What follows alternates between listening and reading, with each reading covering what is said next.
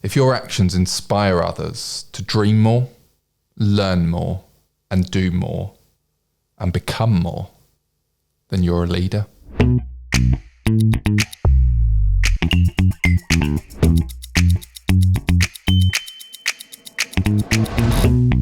Fostering leadership qualities is something we have a lot of experience in. Welcome to Sound Leadership. Darren, good to have you with me again. Thank you. So today we're discussing how we foster those leadership qualities and how we get the best out of our people, motivate and inspire them. And this is a topic that I know you're very, very passionate about. Before we jump in, stick with us till the end and we'll give you our leadership soundbites. Please hit subscribe. It helps us grow the show and we can reach more people to support them.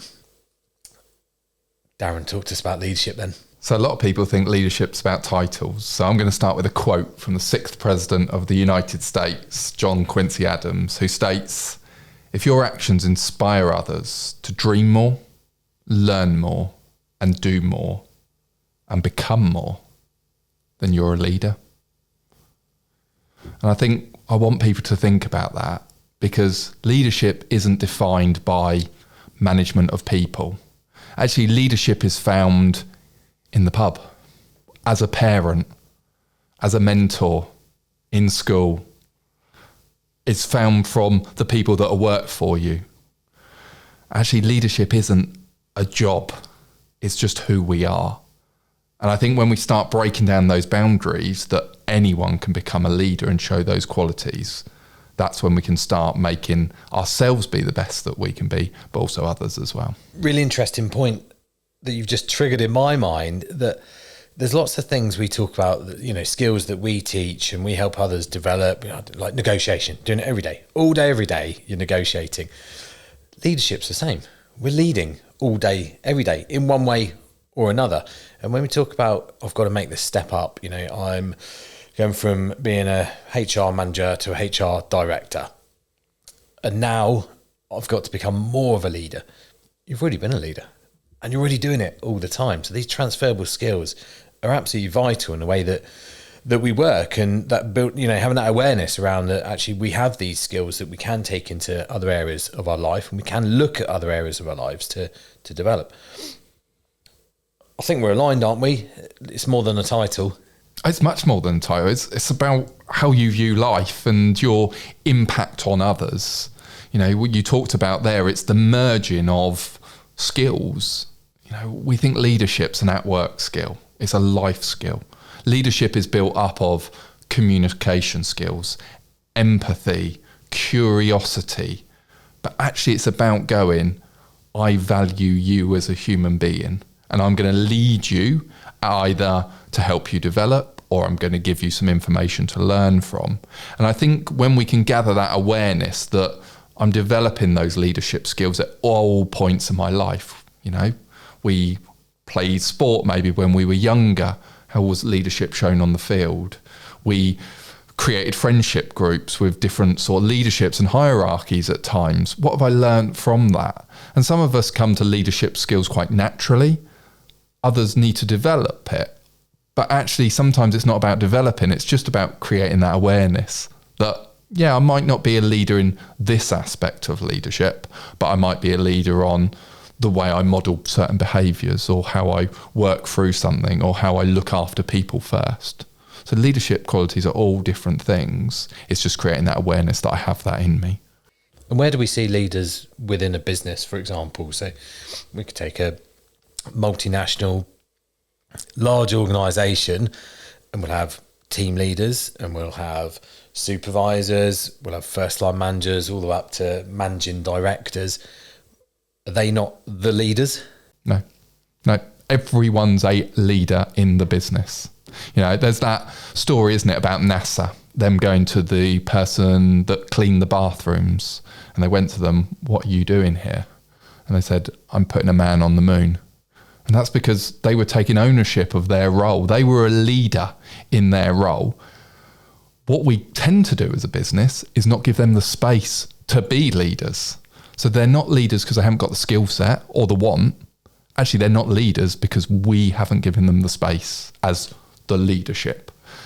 What we need to do is give people the space to be able to show their skills, to show their ownership, to be the leaders they are. Because every single person that works for a business is a leader, and every single person we need to be a leader in the business to earn the most value from their work and to inspire others to move forward. Because we can be inspired by anyone. Whether that's at work with the job that they do, they could be running a marathon for a charity, for a good cause, and all of those things. You can be inspired by every single person. Sometimes just creating the space so we could get awareness that they have that skill set, but also they get awareness that they have that skill set. Alex Ferguson famously did that at Manchester United back in the heyday. He was an expert at leadership, but making others feel that they were leaders as well. And the story was around the lady that was on front of house. And she was as important as Beckham, Giggs, Ronaldo, Cantona, those huge players that were worth millions of pounds. But the value he placed on her at front of house and the rest of the front of house team and the kit men and ladies, the value he made them feel, that's leadership for me. It's about everyone being involved, clear around what the vision is, and then implementing it, and everyone's driving in exactly the same direction. We talk a lot about building awareness, self-awareness, and we've got a whole podcast on that as well. Is that the foundation of great leadership for you? I think the foundation is really understanding what leadership is. And great leadership isn't about you.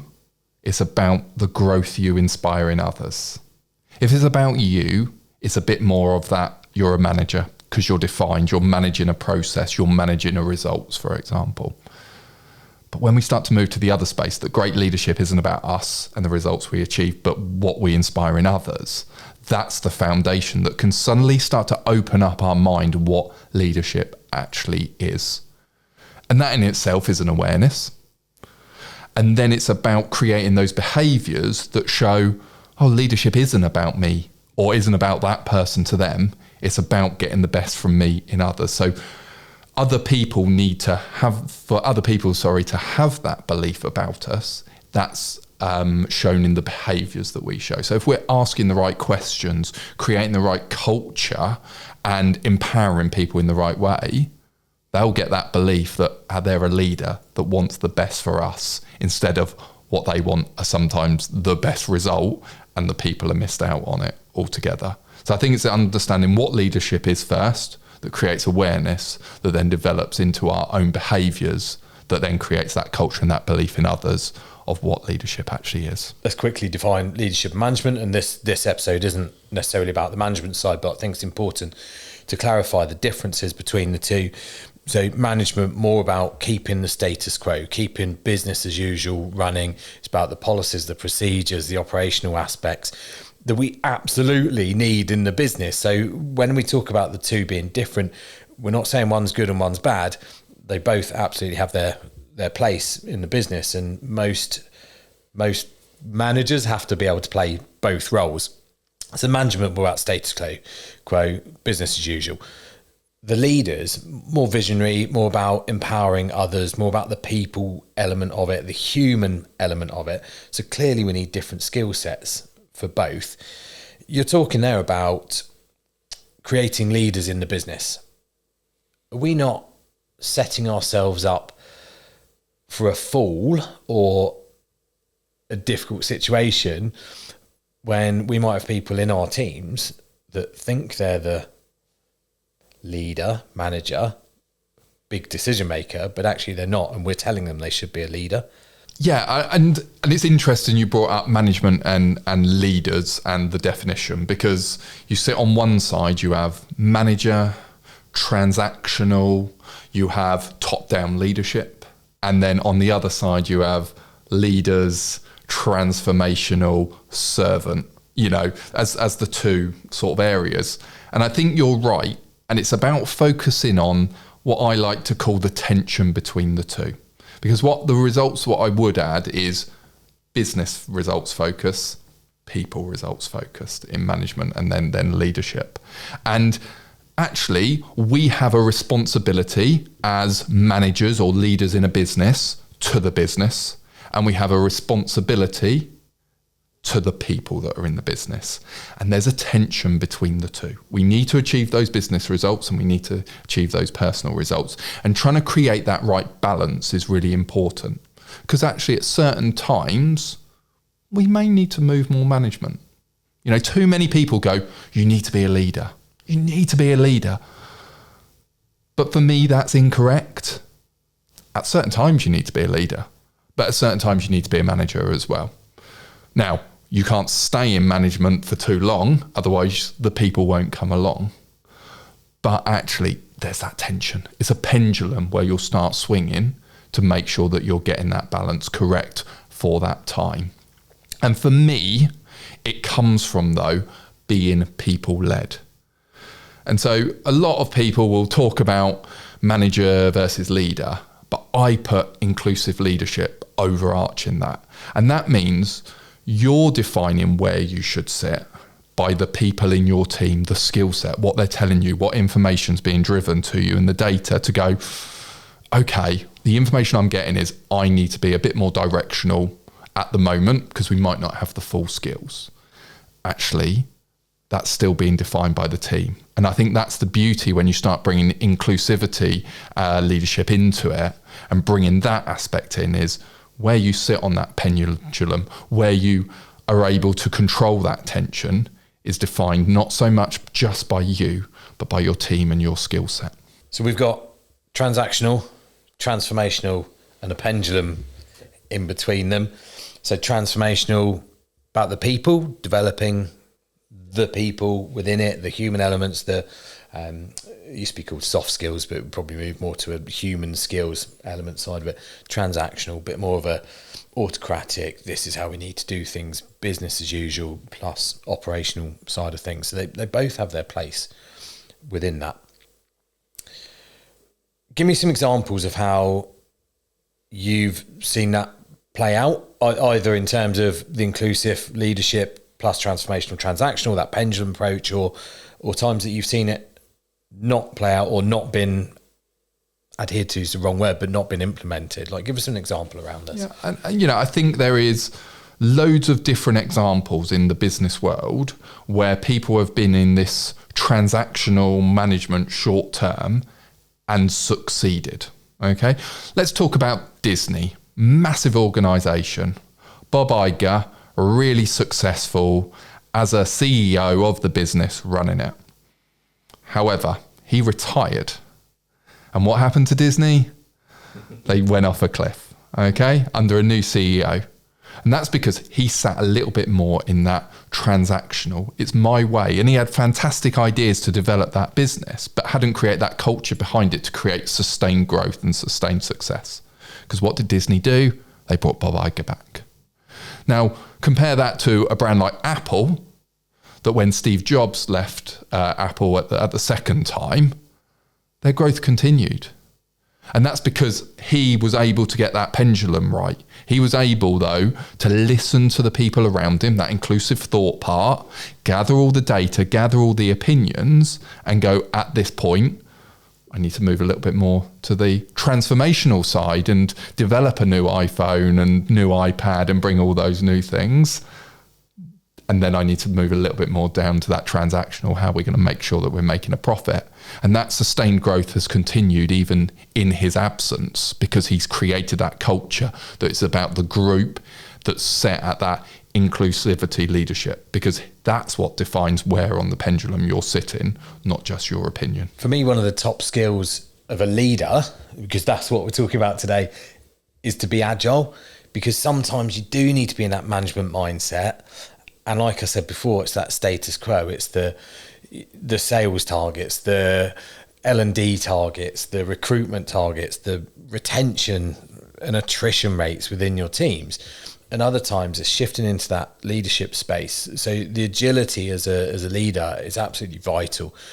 And in my career, the people that I've seen that have been the best at that are able to play both roles as and when required. And I mean, like, switching in a moment. of something's happened, we've got an emergency, crisis management, something's big has gone on in the business, it's about to go out to the press, like crisis management, I'm going to go into management role. We've got to deal with this, and this is how we're doing it, because this is what our procedures tell us that we need to do. Actually, everything's going along nicely. We're in an innovation space.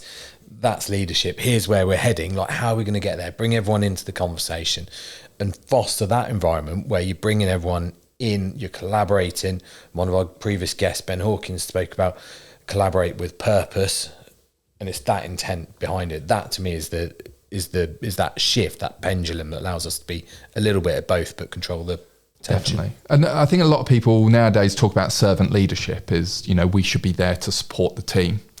I prefer to talk about network leadership. So actually, you're part of that team. Whether you win or lose, you're part of that team. You require everyone around you to support to achieve your goals. So don't look at leadership as top down or bottom up. Look at leadership as you are a member of the team with a certain responsibilities, but actually your job is to enable everyone that's around you to achieve the results that we want to.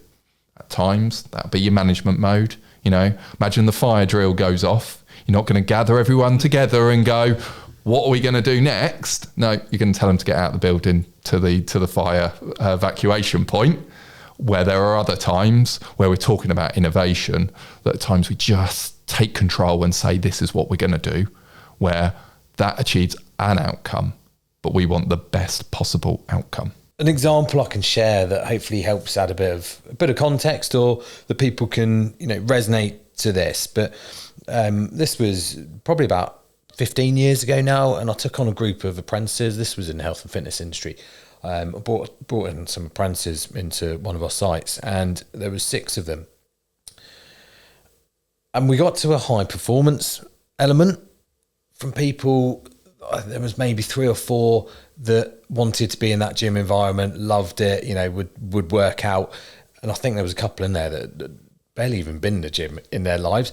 That wasn't important to me. As a leader, it was about their qualities and what they could bring. How coachable were they? Where could we take them? Like, what was their ceiling in terms of that particular environment? And I identified 6 people that were just good people with a bit of ambition, but young, building their career, but they needed an opportunity, and we gave them that. And for me, as a bit of a leadership role within that, there's a real success story off the back of it. Probably 2 that I'll share. It was about collaboration. It was about some management stuff, because there were times when I had to be autocratic. I had to dictate what we were doing because they were young and learning. But it was trying to give them enough freedom, enough autonomy to learn. There was one occasion when a spin class instructor cancelled at the last moment, 5 minutes ago before the class starts. One of the apprentices, and we'd been training her up, and she wasn't quite ready in her eyes. I was like, in you go. You're delivering that class. 5 minutes notice. Gave her a minute for a bit of a meltdown around it. Do you know what? She went and absolutely nailed it. And that wasn't a risk that was just throw her in the deep end. It was calculated, because we've been doing the training. I've been supporting her, and she was ready to go, in my view. She just needed that little nudge theory, it's called. The wins out of this, we took the attrition rate from a gym that was really struggling from 7% down to 1.8%. That was unheard of. In a big business, no other site was at 1.8% for attrition. And I put that down to the 6 apprentices that developed, that they took responsibility for their actions. And there was some good stuff they did. There was a couple of moments where they were doing things they probably shouldn't do, but that's a learning curve. And I was allowing them to have those moments as a leader. So as a results point of view, amazing, like great results. But the impact of leadership, one of them showed an aptitude for management. And she wanted to become the next manager, and that's fine. My career was moving on. I was going to go elsewhere. So we spent about a year training her up. The moment I said, look, I'm going to move on, there was no question. Didn't even need an interview. You just walked straight into that role, because I spent that time developing her. And for me, that leadership piece around surround yourself with experts, and we keep talking about this, get the right people in. And don't be threatened by that. And that was probably my biggest penny drop moment around being a leader, of not being threatened by others around you, because things move on and I was ready to go because I'd grown and I was ready to move to the next step in my career. But it gave her that opportunity. And I bumped into one of them several years later, actually just probably about 18 months, 2 years ago.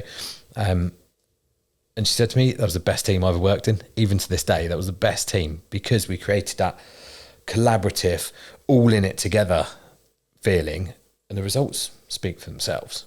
And we got to go back to great leaders. It isn't about you, it's about others. So if people even leave your business and grow somewhere else, you as a leader have done your job. At no point during that quote do I say, great leaders is about developing people in your business to stay in your business. Yeah. We need to open our minds up. The problem is at times we don't think great leadership is based on other people's growth. That means we want to keep those great people with us because they achieve better results for us. They make our life probably that slight bit easier. It's not about us. It's about others. Let people fly, let people go. And if they're growing in another business because you're staying there, because for them to go up the hierarchy, you've got to go. Or they've got to go at some point to continue that growth journey. You've done your thing as a leader. And sometimes by letting people go and letting people continue to grow somewhere else, that's when they'll still be talking about you in 10, 20 years' time because you've inspired that action to move forward. And I think that's the point I was trying to make, because this wasn't about me being this great leader. It was about giving them space and autonomy to grow. And this, I've painted a picture that it was smooth sailing. It wasn't. We had people that, 6 people that it was their first job, their first ever job. And it was 2 and a bit years of hard graft, hard work, but the results, they pay off in the end. And there was moments of poor behaviour, poor performance, and we had to deal with that. And that's partly where you go, right, I'm going to put my manager hat on for a bit, and I've got to have these tough conversations, these challenging conversations, but I know what we're trying to achieve. I know where we're heading. In the time that I'm going to be here, I know where we're trying to get to. And they were all very clear about that as well. And not because I've dictated it, because we decided as a group, and I empowered a group of younger employees to help me make that decision of where we're heading. So for me, it's about bringing them in as a collective, and you've got the freedom. We'll grow the freedom. The more you build trust, the more you earn my trust, the bigger the freedom gets. But it's about allowing them that space to grow. And it's important to remember as leaders or as managers, when we have to have those difficult conversations, it's because they have chosen their actions. And that's why that inclusive leadership that outlines everything is really important. Because it's not you defining that behaviour is not good enough. You've created this psychological contract in the team that these are the behaviours we expect. Because not everyone's going to turn into another CEO, for example. And we understand that because we understand the people in our team, that we understand we need to treat people differently, that a certain time you will need to move into management mode with certain people, not in a negative way. It's just that activity may just not excite them. They might not have the motivation for that so much. So I'm going to have to move into motivation a little bit more.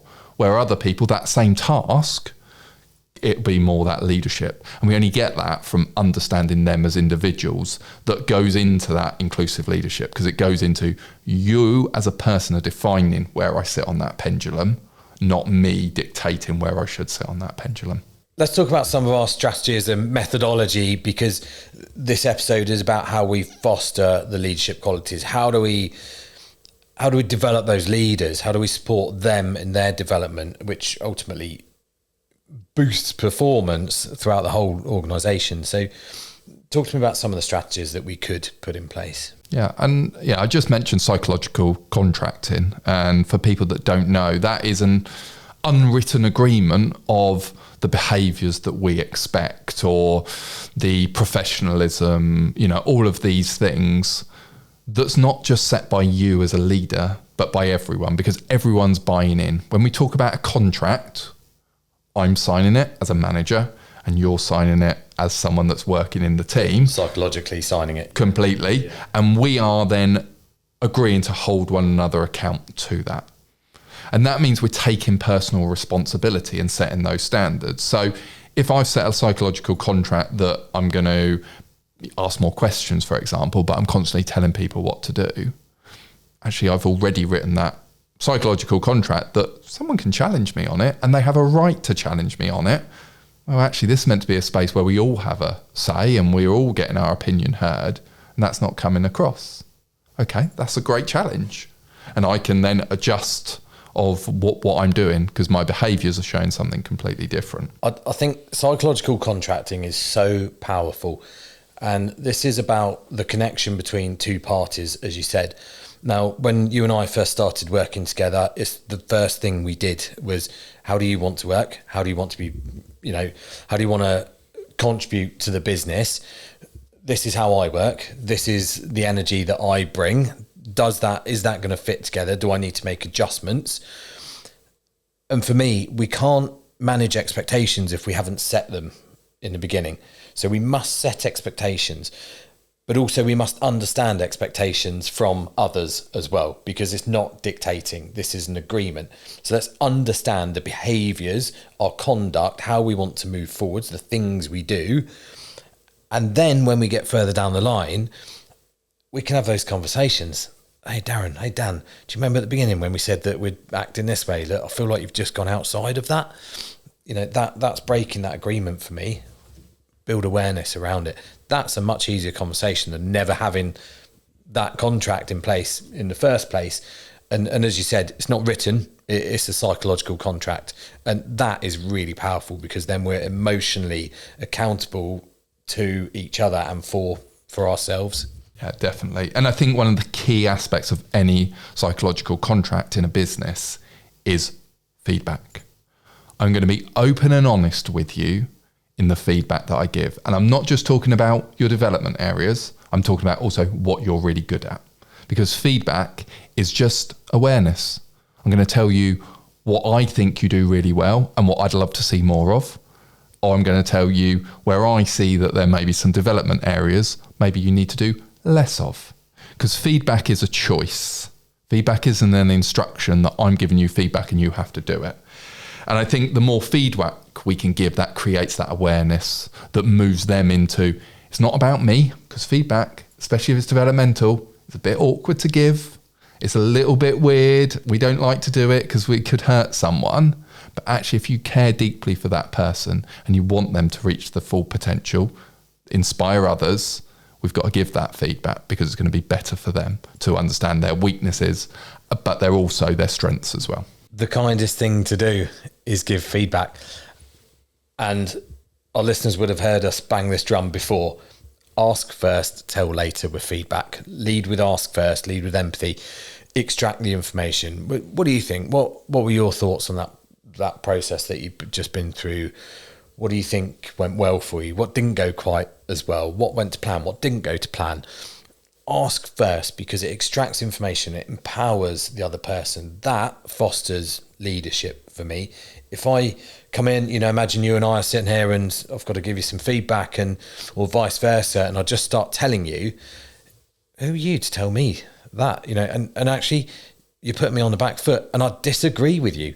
Whereas actually, let's ask first, let's extract that information, let's invite you into the conversation, and then we feel like equals. And okay, there might be a hierarchy within a business, but let's get on an equal footing, have that conversation, unpack everything we can. And then I might need to follow up with a bit of actually, I totally agree with you. Or can I just give you, this is how I saw it. This is what I observed. So ask first, tell later. Yeah. And I think you bring up a fantastic point there. Put yourself on equal footing, because even though you may have a title or a hierarchy position that's higher than me, I'm a human being, you're a human being, we're equal. And actually, my opinion is as valid as yours. And I think sometimes we forget that as both employees talking to a manager, that we think that hierarchy stops us being open and honest. But also sometimes as leaders, we go, we've got a title, so our opinion's more valid. Throw that off the table. Everyone's opinion's valid and is equal. We want to gather as much of that as possible, but that's down to you as a leader to create that space. Well, who's to say I'm right anyway? Yeah. Yeah. I know I am, but I'm joking. I think that was a famous Brian Clough comment, wasn't it? You could come in, you're invited into my office, it's open, you can tell me what you think, but then I'll tell you what is right. Yeah. Don't do that. Let's ask first and find out, extract the information, and then we can go from there. Two humans sitting at a table. And I think, that just leads into coaching, isn't it? It's about having those open conversations and really understanding the other person's point of view. It's moving away from, a lot of time we use a why question. So especially when things go wrong, we go, why did you do that? Instead of us, what are the reasons you come to that outcome? Or what are the reasons why you made that action? Suddenly you're asking a question that expands the mind. A why puts a brick wall up. That limiting belief comes straight in front of their mind and goes, I'm going to go on the defensive. Well, actually, it was because XY person told me to. Okay. What are the reasons you come to that conclusion? Well, actually, I'd asked for advice from a number of different people, and this person who, is normally right told me that this is probably the best way. And after analysing it, I decided to make that decision. Okay. What could have you done differently? Suddenly it just starts to open up those limiting beliefs, starts to focus on the future instead of the past, because we can't change the past, but we can change the future. Think about the questioning techniques, because that's all the behaviours that we show that, again, get people to feel like, okay, I'm in an environment that feels safe, feels secure, and feels like I can grow to become my natural best. A big and very quick win for you is change your why questions to a what question, and take a moment to pause, restructure your question, because we're trained and we will lead with why questions. Take a moment, pause, rebuild your question into a what, and the impact that has is huge. You can do that right now. The next question you ask when you go home after work, when you get out the car, when your other half walks in, when the kids walk in from school, ask a what question. We do it on our courses. Why are you on the course? Because I want to be, because I was told to be. What do you want to take away from this course? What do you want to give to the course? Why did you speak to the customer that way versus what was on your mind? What preparation did you do before that call with a customer? What went well? What didn't go so well? Lead with what, and the impact is huge. And the reason we say this is it's the intent behind the question. The intent behind a what question is, I'm genuinely interested in what you've got to say. I want to hear the information and I want to have a conversation about it. I want to learn. I want to build awareness. Why question, I'm putting you on the back foot. I'm being judgmental and you're going to be defensive and I'm not going to get the whole answer. What question? I feel comfortable. Psychological contracting, psychologically safe space. I feel comfortable now. What's on your mind? Oh, that's a powerful question. I'm going to give you it all. And, I think that just links into that role modeling those behaviours, because by asking those what questions, you're showing genuine curiosity. You are really wanting to understand what are the reasons for that decision or for that growth space, or the reasons why they want a different job or where they want to go in their career. And just by making that small change, that 1% growth, creating that behaviour that other people see that go, they're generally interested, that's when you'll start to create that culture. If you want people to give more feedback, the chances are it starts with you asking for more feedback. A lot of leaders go, to create a feedback cycle, what am I going to do? I'm going to give more feedback. That doesn't create a culture where people feel comfortable to receive feedback. What you need to do is create a comfortable cycle where people receive feedback better. That means normally asking it about you from your team. Do you think vulnerability plays a big part in this? Vulnerability is probably the most important part, is when you get into that networking leadership, is actually you are part of that team. So we need to role model those behaviours. So if you want people to be more honest with you, more open with you about their growth space, what they want to achieve in their career, what they're good at, what they're not so good at, you've probably got to show that first, because you're role modeling that behaviour. You've got to create that safe space. You've got to drip feed that information. Another model, Johari's window, that I'm sure a lot of people have seen, starts in that hidden box that I know it about me, but other people don't know it about me. Well, we can get that box a little bit smaller by disclosing more. And that is the starting point for me. As we start disclosing as managers, our areas that we can potentially improve, some of the stuff that we're trying differently, maybe the journey that we want to go on, other people will help us by the feedback they give, will support us in those unknown areas and discovering new things about us.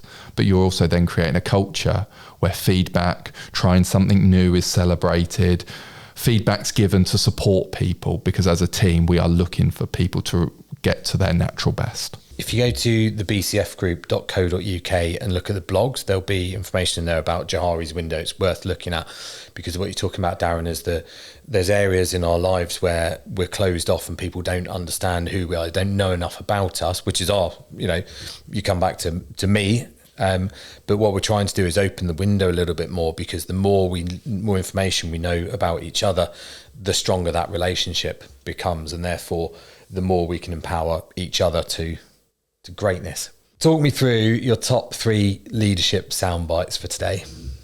Leadership isn't about you, it's about others and inspiring the growth in others. So whenever we think about leadership, don't think what we're going to get from it, think what we're going to give to it. How can we give more to the people to allow them to reach their natural potential? The second one is the best leaders focus on their own behaviours. Because again, our behaviours are within our control. At times we do certain things because we want an output. We want someone to perform a certain way. We want people to do a little bit of overtime, etc. But actually, when we just focus on our own behaviours, think about the behaviours that I want to see in others, but go, do I do all of those things? So if I want people to be open and honest about what they want to develop, am I doing that? If I want people to give feedback, both strengths and development areas, am I doing that? And if I want people to be genuinely curious, ask more what questions, am I doing that? Suddenly that will affect others, because people will start seeing that in you, going, I really like that, and they'll start mirroring that to other people as well. I'd term that as conscious leadership as well, and that conscious leadership, exactly as you just explained, but doing things with purpose, doing it with intent. And when we do that, when we look at our behaviours and we lead with intent, for me that's role modelling, and others will follow those behaviours. It's also, what is the moment that starts? When are you visible is when that starts for me. But also as a leader, the great leaders doing stuff when you're not visible as well. It's the stuff you do when people aren't looking that really counts. Yeah. And my last one is, you don't define whether you're a leader or not. Other people do. Other people define it by the behaviours that you show, the culture you create, and the values you bring every day. If you go, I'm a leader, that's not good enough. It's when other people go, you inspire me to be the best that I can be. That's when you know you're a leader. Excellent. Very good, Darren. Thank you very much. Thank you all for listening as well. Don't forget to hit subscribe and leave some comments, and we'll see you next time on Sound Leadership.